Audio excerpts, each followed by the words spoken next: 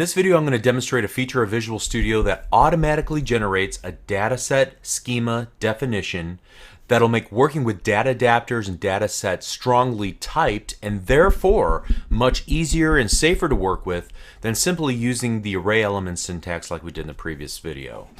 Also, using this technique, much of the work of setting up data adapters for the insert, update, and delete commands is taken care of already for you.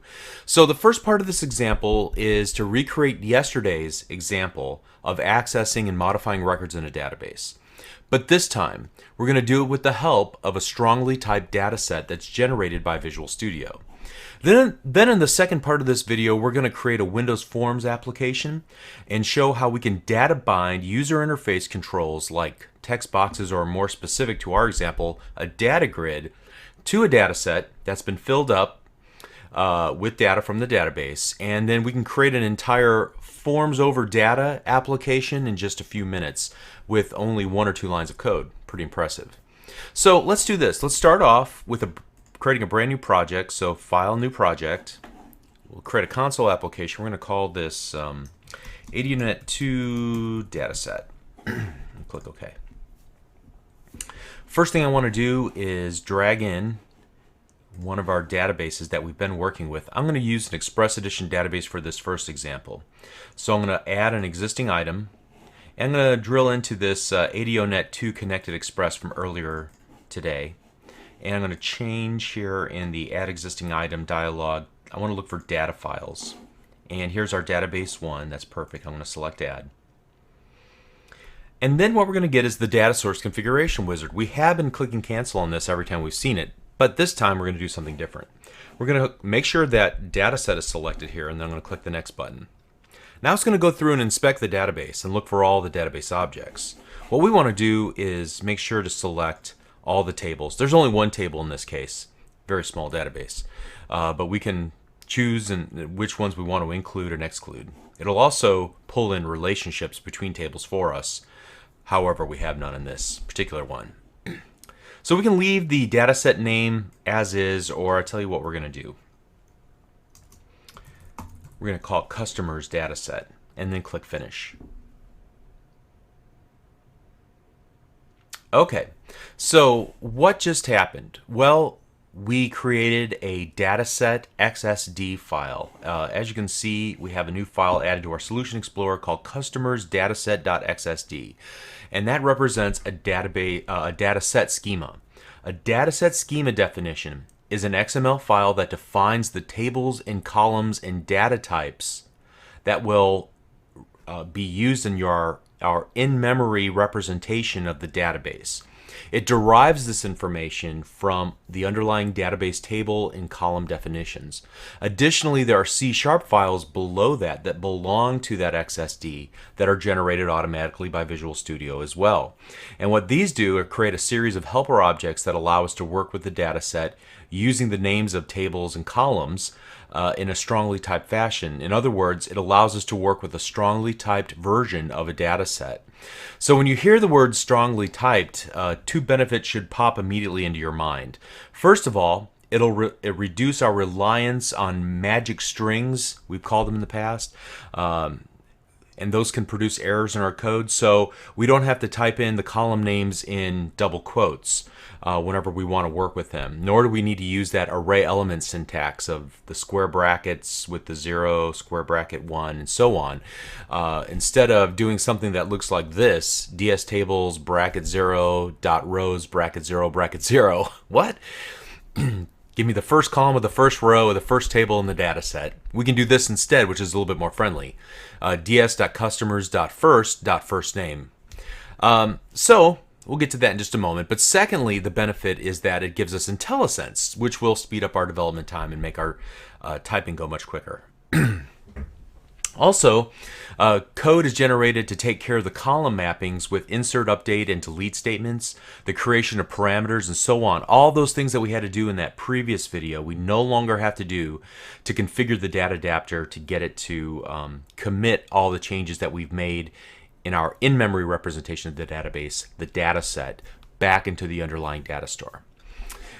So just to illustrate this, if we double click on this XSD file, we get a visual designer. Now what's really going on behind the scenes here, if I right click, here let me do that again.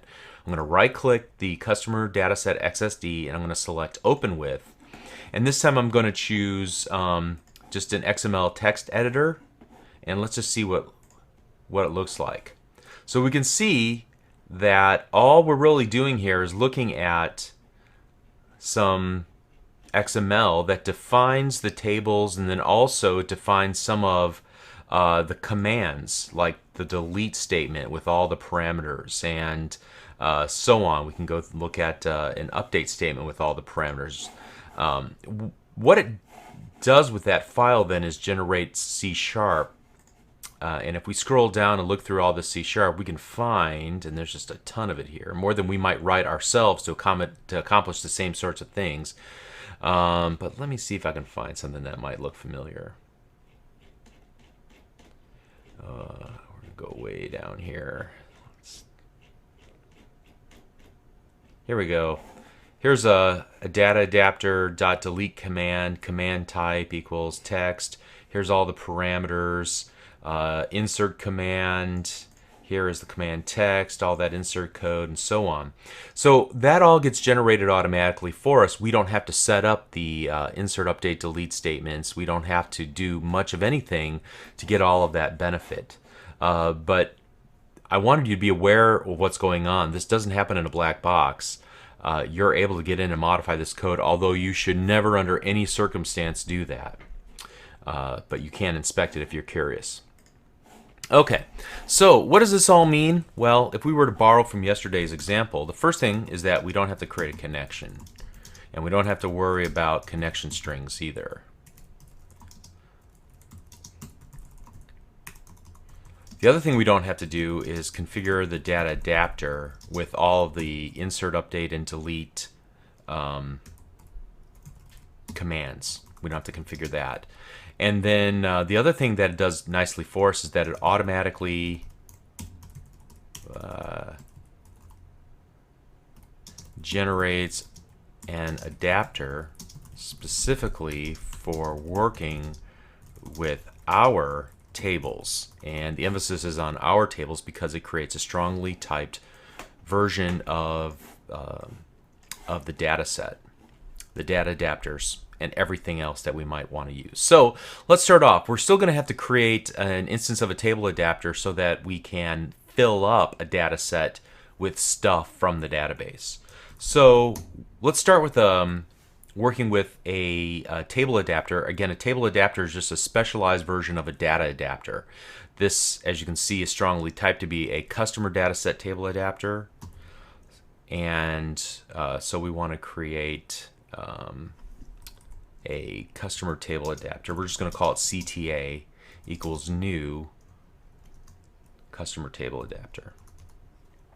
Okay, next up we're going to create an instance of a data set, and we're not going to use just any data set. We're going to use a strongly typed data set. It already knows about our table, our column mappings, everything. Again, that was generated in that C# code in this .designer.cs file for us, so we can use it, as you'll see in just a minute.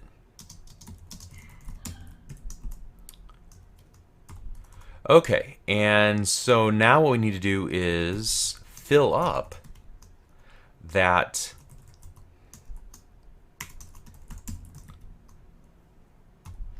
datasets customers table using the fill. So specifically, it's working with the customers table adapter, and we're going to say it knows only about the customers table, fill up our datasets customers table with data. All right, so the first thing we're going to do is let's just get this this example set up. And I'll copy this like 3 times. And here we're going to do the same thing as yesterday, before, after, and here we're going to make making changes. All right, and so here what we want to do is do a for each, and so we want to go through every row in our customer table and print out the first and last name. So let's do customer dataset dot customer row customer in custs.customers.rows. All right, and admittedly, that looks a little funky, right? Maybe I didn't name this quite right. So let me show you how to refactor this. And refactoring, in this case, we're just going to use a simple refactoring called a rename. There's an entire book of refactorings, ways to improve the quality of your code, and tools in Visual Studio and other third parties that will carry out those refactorings. That's a topic for another day, but it has to do with code cleanliness and readability and performance. And there are some automated tools in Visual Studio and again third parties and well-documented processes in at least one book, probably several, that detail how to improve the quality of your code. We'll talk about those later. But all I want to do is just rename this object. I'm going to go from customer, since it's really just a data set, I'm just going to do DS. And I'm going to click the OK to give it a new name. It's going to show me all the instances where the change is going to be made, so I can kind of click through and see, and it'll highlight where those changes will be applied. And I'm going to select the apply button, and so now this makes a little more sense. Dataset.customers.rows. So back to what we were working on. For every customer row called, and we're going to call that customer, alias it, in the rows collection of the customers table, then what I want to do is a console.writeLine, and we're just going to go do customer dot first name. Isn't that beautiful? Customer dot last name. And now I feel like I'm working with an object-oriented syntax, and I'm not working with more of a adaptation from relational data into this weird set of basically arrays of things. So I'm going to go ahead and run the application. Of course, I forgot to do my obligatory console.readLine here. Let's do that real quick. And then run the application again, just to make sure it works. Okay, so we have the before, Bob Tabor, Steve Jaworski. Awesome. Now, let's go to the part where we make some changes in the code. And so the first thing we want to do is insert a new record. How are we going to do that? Well, we're going to use this customer data set dot customers row new customer equals ds dot customers dot new customer row. See how it created a helper method there to create a new instance of a customer row? So then new customer dot first name equals Brian.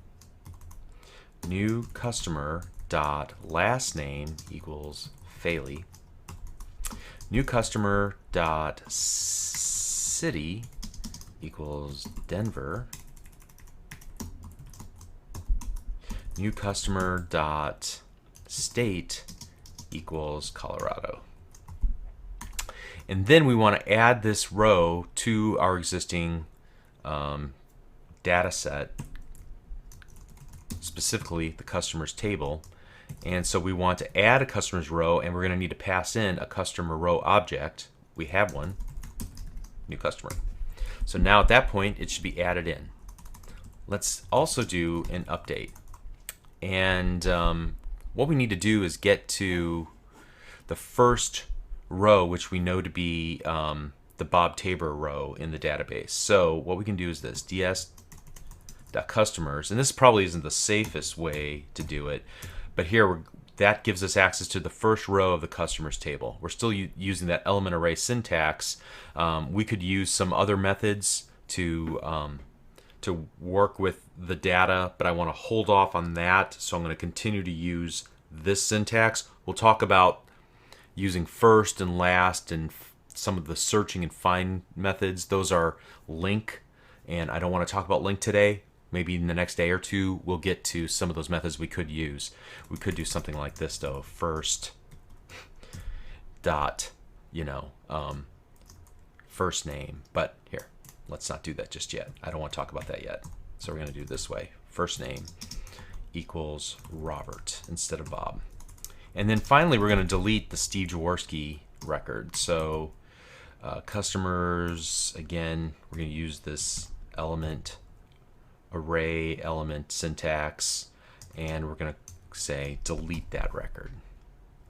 Now, after we've made all of these changes, what we want to do is update the database. So we're going to use our customer table adapter and call the update method. We used the fill previously. Now we're going to go back and say update the data set. Take any changes that were registered while we were working with the data, and now I want you to update those and commit those changes to the database using the table adapter command configurations that we saw that were created automatically for us. And then the final thing we want to do is iterate back through this exact same list after we've made all those changes and see how it all looks. So let's run the application now.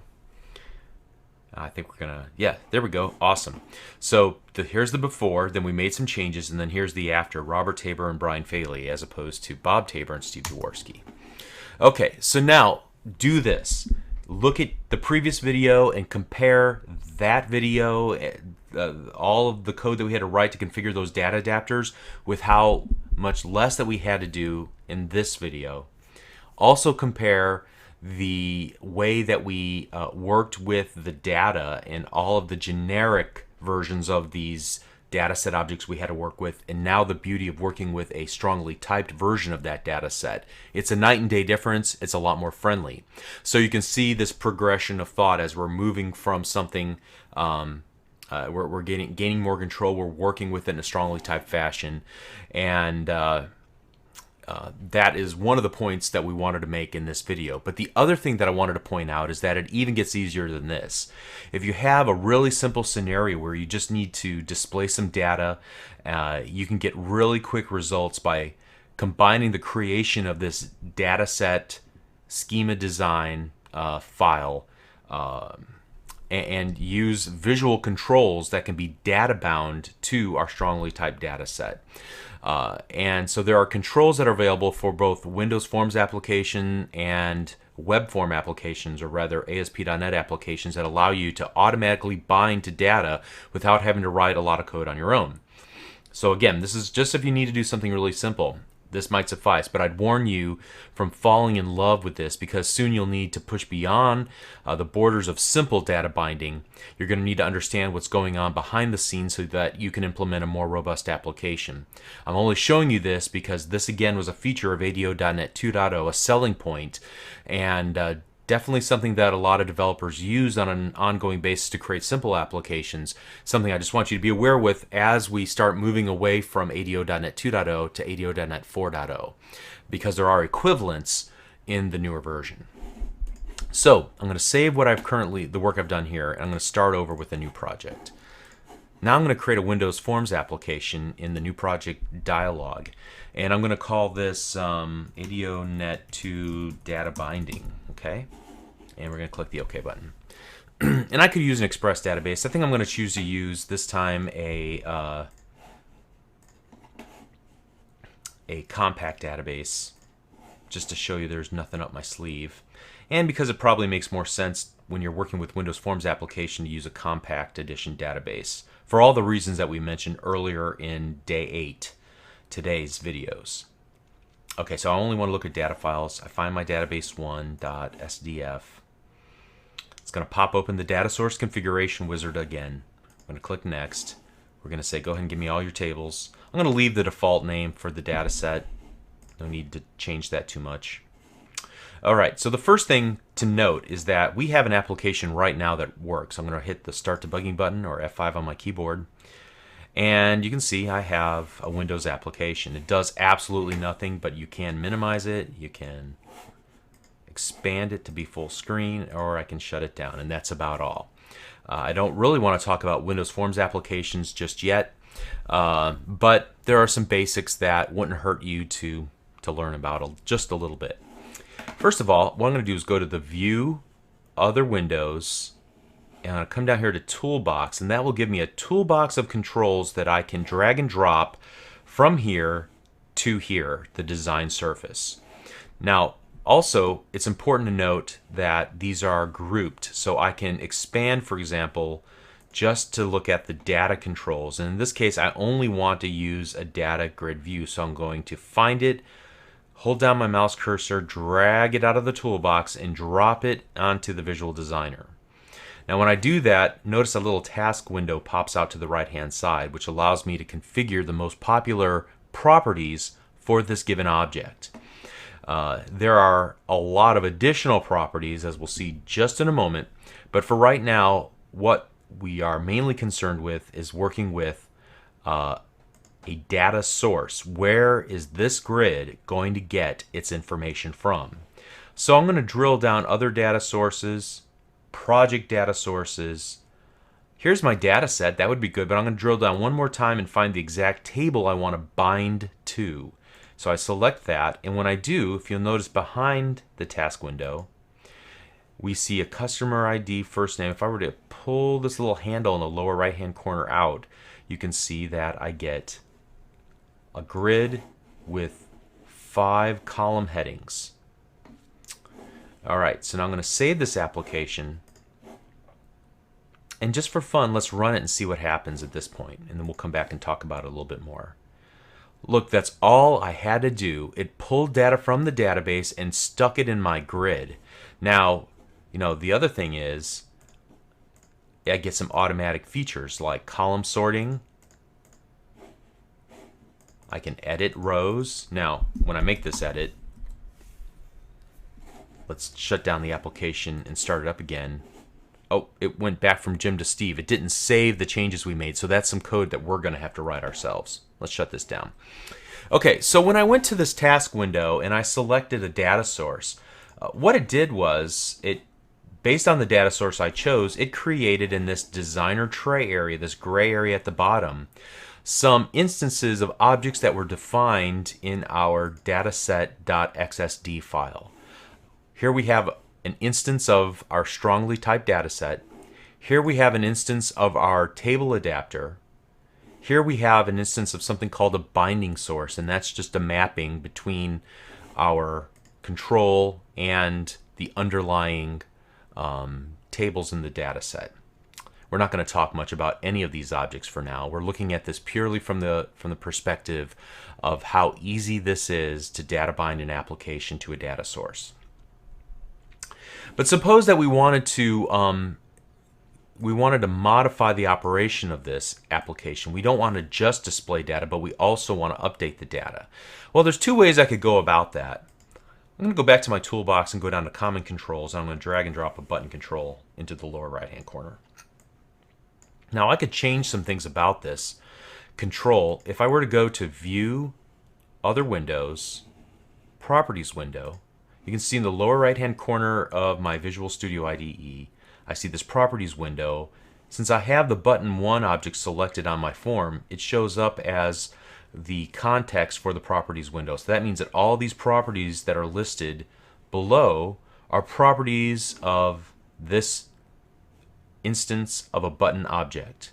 If I were to select this data grid, you can see that the context changes to Data Grid View 1, the default name that was given to this object when I dragged and dropped it from the toolbox. Let's go back to the button, and I want to give it a different title. So I'm going to call the text here Save. And then I'm going to double click this button, and when I do, it's going to open up what's called an event handler. And so that means whenever somebody clicks a button, this code, whatever I've written in this code block, will execute. That's called event-driven programming. We've been using event-driven programming up to this point, but in our previous applications, the only event that's fired off is main. Now we have events coming from all sorts of places. There are literally dozens, if not hundreds, of events on each control that is available to us from that toolbox. The form has its own properties, like, events. For example, form 1 load. Whenever the form loads, then execute this code block. Well, you can see this was automatically generated for us whenever we made our selection from that task window to data bind our data grid to our data source. It needed to use the table adapters fill method to load up the customer table data from the underlying data source. So at any rate, what do we want to do here? Well, it's pretty simple actually. We want to do kind of the antithesis of this, I guess you'd say. Maybe that's the wrong use of that. But I'm going to use table adapter dot update. We've seen the update method before. And this time I want to do this database1 dataset. So what is the keyword this? It refers to the object that this method belongs to. So we're talking about